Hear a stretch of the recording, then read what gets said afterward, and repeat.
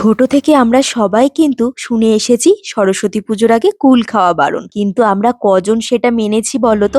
আমরা কিন্তু ছোটবেলায় সবাই কম বেশি চুরি করে কেউ না কেউ কুল তো খেয়েছি।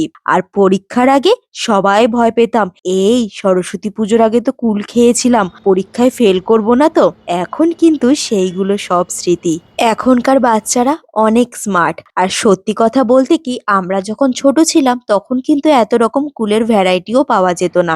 একরকম পাওয়া যেত টক যেগুলো দেশি কুল, আর একটা পাওয়া যেত নারকেলি কুল, যেটা সরস্বতী ঠাকুরকে পুজোর সময় দিতেই হতো। আর সেই কুলটা কিন্তু আমরা কেউ পুজোর আগে খেতাম না।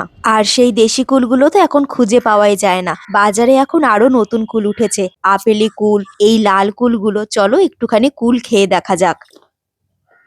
দারুণ মিষ্টি, দারুণ, বলে বোঝানো যাবে না কতটা মিষ্টি। টাটা।